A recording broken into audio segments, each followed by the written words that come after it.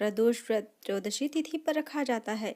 प्रदोष व्रत के दिन भगवान शंकर और माता पार्वती की विधि विधान से पूजा की जाती है। प्रदोष व्रत में प्रदोष काल के दौरान पूजा का विशेष महत्व होता है। सायंकाल के बाद और रात्रि आने के पूर्व दोनों के बीच का जो समय होता है उसे प्रदोष कहते हैं। व्रत करने वालों को उसी समय भगवान शिव जी का पूजन करना चाहिए। प्रदोष व्रत के दिन भगवान शंकर और माता पार्वती की पूजा अर्चना करने से सभी तरह के दुख दूर हो जाते हैं और जीवन सुखमय हो जाता है। प्रदोष व्रत के दिन शिव जी को प्रसन्न करने के लिए उपवास करना चाहिए तथा शिवलिंग का गंगा जल से अभिषेक करना चाहिए। ऐसा करने से शिव जी की विशेष कृपा प्राप्त होती है। महादेव और माता पार्वती की विधि विधान से पूजा करने के उपरांत प्रदोष व्रत की कथा अवश्य सुननी चाहिए। प्रदोष व्रत की कथा इस प्रकार है। पूर्व काल में एक पुत्रवती ब्राह्मणी थी। उसके 2 पुत्र थे। वह ब्राह्मणी बहुत निर्धन थी। दैव योग से उसे एक दिन महर्षि सांडिल्य के दर्शन हुए। महर्षि के मुख से प्रदोष व्रत में शिव पूजन की महिमा सुनकर उस ब्राह्मणी ने ऋषि से पूजन की विधि पूछी। उसके श्रद्धा और आग्रह से ऋषि ने उस ब्राह्मणी को शिव पूजन का विधान बतलाया और उस ब्राह्मणी से कहा, तुम अपने दोनों पुत्रों से शिव की पूजा कराओ। इस व्रत के प्रभाव से तुम्हें 1 वर्ष के पश्चात पूर्ण सिद्धि प्राप्त होगी। उस ब्राह्मणी ने महर्षि सांडिल्य के वचन सुनकर अपने बालकों के सहित नतमस्तक होकर मुनि के चरणों में प्रणाम किया और बोली, हे ब्राह्मण, आज मैं आपके दर्शन से धन्य हो गई हूँ। मेरे ये दोनों कुमार आपकी शरण में हैं। यह सूचिव्रत मेरा पुत्र है और यह राजसूत मेरा धर्मपुत्र है। ये दोनों बालक आपके सेवक हैं। आप मेरा उद्धार कीजिए। उस ब्राह्मणी को शरणागत जानकर मुनि ने मधुर वचनों द्वारा दोनों कुमारों को शिव जी की आराधना विधि बताई। तदंतर वे दोनों बालक और ब्राह्मणी मुनि को प्रणाम कर शिव मंदिर में चले गए। उस दिन से वे दोनों बालक मुनि के कथनानुसार नियम पूर्वक प्रदोष काल में शिव जी की आराधना करने लगे। पूजा करते हुए उन दोनों को 4 महीने बीत गए। एक दिन राजसूत की अनुपस्थिति में सूचिव्रत स्नान करने नदी किनारे चला गया और जल क्रीड़ा करने लगा। संयोग से उस समय उसे नदी की तलहटी में चमकता हुआ धन का बहुत बड़ा कलश दिखाई पड़ा। उस धन पूरित कलश को देखकर सूचिव्रत बहुत ही प्रसन्न हुआ। वह उस कलश को सिर पर रखकर ले आया। कलश को भूमि पर रखकर वह अपनी माता से बोला, हे माता, शिव जी की महिमा तो देखो। भगवान ने इस घड़े के रूप में हमें संपत्ति दे दी है। उसकी माता घड़े को देखकर आश्चर्य करने लगी और राजसूत को बुलाकर कहा, बेटे, मेरी बात सुनो। तुम दोनों इस धन को आपस में आधा आधा बांट लो। माता की बात सुनकर सूचिव्रत अत्यंत प्रसन्न हुआ, परंतु राजसूत ने अपनी असहमति प्रकट करते हुए कहा, हे माँ, यह धन तेरे पुत्र के पुण्य से प्राप्त हुआ है। मैं इसमें किसी प्रकार का हिस्सा लेना नहीं चाहता, क्योंकि अपने किए हुए फल का कर्म मनुष्य स्वयं ही भोगता है। इस प्रकार शिव पूजन करते हुए एक ही घर में उन्हें 1 वर्ष व्यतीत हो गया। एक दिन राजकुमार ब्राह्मण के पुत्र के साथ बसंत ऋतु में वन विहार करने के लिए गया। वे दोनों जब साथ साथ वन में बहुत दूर निकल गए तो वहां पर सैकड़ों गंधर्व कन्याएं खेलती हुई दिखाई पड़ी। ब्राह्मण कुमार उन गंधर्व कन्याओं को क्रीड़ारत देखकर राजकुमार से बोला, यहाँ पर कन्याएं विहार कर रही हैं, इसीलिए हम लोगों को अब और आगे नहीं जाना चाहिए, क्योंकि ये गंधर्व कन्याएं शीघ्र ही मनुष्यों के मन को मोहित कर लेती हैं। इसीलिए मैं तो इन कन्याओं से दूर ही रहूंगा। परंतु राजकुमार उनकी बात अनसुनी कर कन्याओं के विहार स्थल में निर्भीक भाव से अकेला ही चला गया। उन सभी गंधर्व कन्याओं में प्रधान सुंदरी उस राजकुमार को देखकर मन में विचार करने लगी कि कामदेव के समान सुंदर रूप वाला यह राजकुमार कौन है। उस राजकुमार के साथ बातचीत करने के उद्देश्य से उस सुंदरी ने अपनी सखियों से कहा, सखियों, तुम लोग निकट के वन में जाकर अशोक, चंपक, मौलसीरी आदि के ताजे फूल तोड़ लाओ। तब तक मैं तुम्हारी प्रतीक्षा में यहीं रुकी रहूंगी।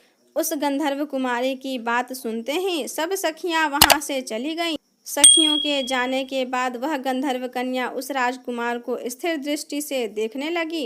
उन दोनों में परस्पर संचार होने लगा। गंधर्व कन्या ने राजकुमार को बैठने के लिए आसन दिया और राजकुमार से प्रश्न करने लगी, हे कमल के समान नेत्रों वाले, आप किस देश के रहने वाले हैं?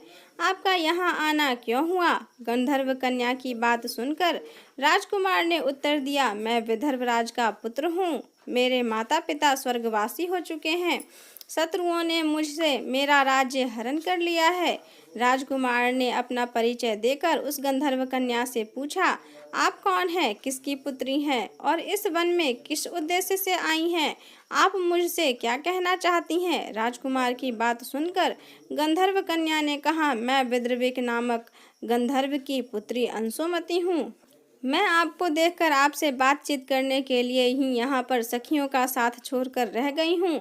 मैं गान विद्या में निपुण हूँ। मेरे गाने पर सभी देवांगनाएं रिझ जाती हैं। मैं चाहती हूँ कि आपका और मेरा प्रेम सर्वदा बना रहे।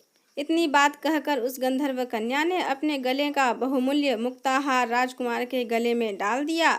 वह हार उन दोनों के प्रेम का प्रतीक बन गया। इसके पश्चात राजकुमार ने उस कन्या से कहा, हे सुंदरी, तुमने जो कुछ भी कहा है वह सत्य है, लेकिन आप राज्य विहीन राजकुमार के पास कैसे रह सकेंगी? आप अपने पिता की अनुमति लिए बिना मेरे साथ कैसे चल सकेंगी? राजकुमार की बात पर वह कन्या मुस्कुराकर कहने लगी, जो कुछ भी हो, मैं अपनी इच्छा से आपका वरण करूंगी। अब आप परसों प्रातःकाल यहाँ पर आइएगा। मेरी बात कभी झूठी नहीं हो सकती। गंधर्व कन्या ऐसा कहकर पुनः अपने सखियों के पास वापस चली गई। इधर वह राजकुमार भी शुचिव्रत के पास जा पहुंचा और उसने अपना सारा वृतांत कह सुनाया। इसके बाद वे दोनों घर को लौट गए।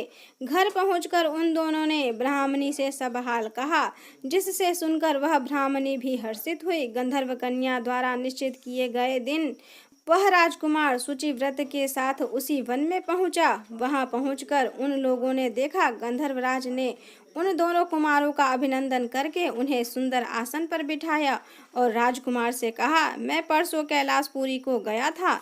वहां पर भगवान शंकर पार्वती के सहित विराजमान थे। उन्होंने मुझे अपने पास बुलाकर कहा, पृथ्वी पर राज्यच्युत होकर धर्मगुप्त नामक राजकुमार घूम रहा है। शत्रुओं ने उसके वंश को नष्ट भ्रष्ट कर दिया है। वह कुमार सदा ही भक्ति पूर्वक मेरी सेवा किया करता है, इसीलिए तुम उसकी सहायता करो, जिससे वह अपने शत्रुओं पर विजय प्राप्त कर सके। इसीलिए मैं भगवान शिव की आज्ञा से अपनी पुत्री अंशुमति आपको सौंपता हूँ। मैं शत्रुओं के हाथ में गए हुए आपके राज्य को वापस दिला दूंगा। आप इस कन्या के साथ 10,000 वर्षों तक सुख भोग कर शिवलोक को चले जाएंगे।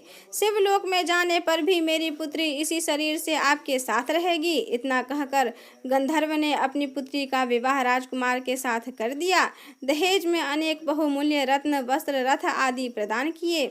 इसके अतिरिक्त दास दासियां तथा शत्रुओं पर विजय पाने के लिए गंधर्वों की चतुरंगिनी सेना भी दी। राजकुमार ने गंधर्वों की सहायता से शत्रुओं को नष्ट कर दिया और वह अपने नगर में प्रविष्ट हुआ। मंत्रियों ने राजकुमार को सिंहासन पर बैठाकर उसका राज्याभिषेक किया। अब वह राजकुमार राज सुख भोगने लगा। जिस दरिद्र ब्राह्मणी ने उसका पालन पोषण किया था, उसे ही राजमाता के पद पर आसीन किया गया। वह शुचिव्रत ही उसका छोटा भाई बना। इस प्रकार प्रदोष व्रत में शिव पूजन के प्रभाव से वह राजकुमार दुर्लभ पद को प्राप्त हुआ। जो मनुष्य प्रदोष काल में अथवा नित्य ही इस कथा को श्रवण करता है, वह निश्चित ही सभी कष्टों से मुक्त हो जाता है और अंत में परम पद का अधिकारी बनता है। अब सोम प्रदोष व्रत की कथा का श्रवण कीजिए। प्राचीन समय में किसी नगर में एक वैश्य रहता था। वह वैश्य बहुत ही धनी था। उसे किसी बात का कष्ट न था, परंतु उसके पास विशाल वैभव होते हुए भी उसके कोई संतान न थी, जिसके कारण वह वैश्य हमेशा दुखी रहता था। वैश्य भगवान शिव का अनन्य उपासक था। प्रत्येक सोमवार को वह शिव जी की पूजा तथा व्रत किया करता था। सोमवार के दिन सायंकाल वह शिव मंदिर में दीपक जलाता तथा उन्हें अनेक प्रकार के व्यंजन अर्पित किया करता था। इसके बाद पत्नी सहित भगवान का प्रसाद ग्रहण करता था। उस वैश्य के भक्ति भाव को देखकर पार्वती जी दयाद्र हो गईं और शिव जी से बोली, हे नाथ, यह वैश्य प्रति सोमवार को आपका पूजन कितनी श्रद्धा से करता है। आप इसकी संतानहीनता दूर क्यों नहीं करते? पार्वती जी की बात सुनकर शिव जी ने कहा, हे देवी, इस वैश्य को संतान न होना इसके पूर्व जन्म का फल है और वह अपने कर्मों का फल भुगत रहा है। पार्वती जी ने कहा, हे भगवान, यदि आप अपने भक्तों का कष्ट दूर नहीं करेंगे तो भक्तजन आपकी पूजा और आराधना क्यों करेंगे? इसीलिए आप उसे अवश्य ही पुत्रवान बनाइए। पार्वती जी के उत्तर में शिव जी ने कहा, हे देवी, मैं तुम्हारे आग्रह से उसे पुत्र प्राप्ति का वर देता हूँ, परंतु इसके भाग्य में पुत्र सुख न होने से वह पुत्र केवल 12 वर्ष तक ही जीवित रहेगा। कुछ काल के अनंतर भगवान शिव की कृपा से वैश्य पत्नी गर्भवती हुई और 10वें मास में उसे पुत्र रत्न की प्राप्ति हुई। पुत्र उत्पन्न होने से वणिक के घर में अत्यंत आनंद मनाया गया, परंतु फिर भी वह वणिक निश्चिंत न हो सका, क्योंकि वह जानता था कि वह पुत्र केवल 12 वर्ष तक ही मेरे साथ रहेगा। इस प्रकार आनंद मंगल में 11 वर्ष का समय बीत गया। एक दिन उसकी माता ने पति से पुत्र के विवाह के लिए आग्रह किया। वणिक ने अपनी पत्नी से कहा, अभी विवाह की क्या चिंता है? अभी तो मैं इसे काशी में विद्या अध्ययन के लिए भेजना चाहता हूँ। पत्नी से ऐसा कहकर उस वणिक ने लड़के के मामा को बुलाया और उसे बहुत सा धन देकर कहा, तुम अपने इस भांजे को शिक्षा हेतु काशी ले जाओ, परंतु एक बात का ध्यान रखना, मार्ग में ब्राह्मणों को भोजन दक्षिणा देते तथा यज्ञ करते हुए जाना। इस प्रकार घर से दोनों विदा होकर रास्ते में ब्राह्मण को भोजन और दक्षिणा देते तथा यज्ञ करते हुए एक नगर में पहुँचे। संयोग से उस नगर के राजा की कन्या का विवाह उसी दिन था। कन्या अत्यंत सुंदर और सुलक्षणा थी, परंतु जिस राजकुमार से विवाह होने वाला था वह एक आंख का काना था।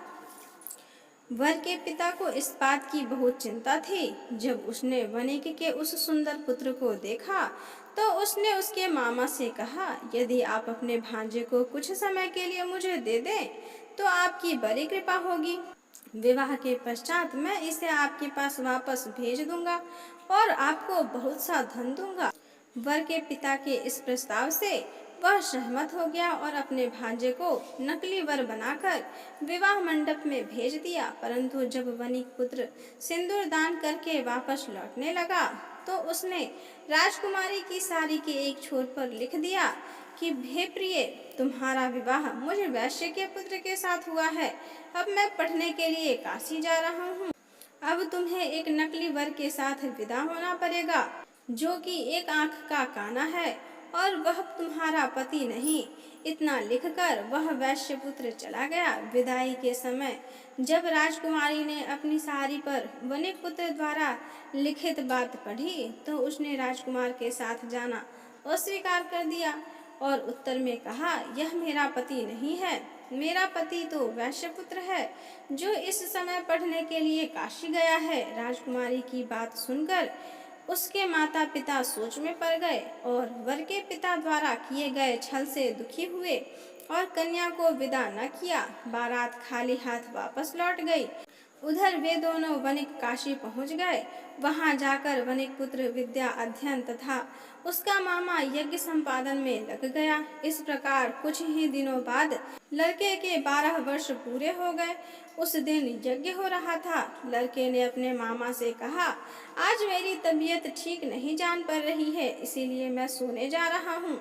थोड़ी देर बाद आकर जब मामा ने देखा तो अपने भांजे को मृत अवस्था में पाया, जिससे वह बहुत दुखी हुआ। परंतु उधर यज्ञ कार्य चल रहा था, इसीलिए यज्ञ भंग होने के भय से वह मौन ही रहा। जब यज्ञ की पूर्णाहुति हो गई और सभी ब्राह्मण वहां से चले गए तो वह जोरों से विलाप करने लगा। उसी समय दैव योग से पार्वती के साथ शिव जी उधर आ निकले। उस विलाप को सुनकर पार्वती जी का मन दयाद्र हो उठा और वह शिव जी से बोली, हे भगवान, आपके वरदान से उत्पन्न बालक मृत हो चुका है, इसका क्या कारण है? शिव जी बोले, हे देवी, यह बालक अपनी पूरी आयु समाप्त कर चुका है और अब वह मृत्यु को प्राप्त हो गया है।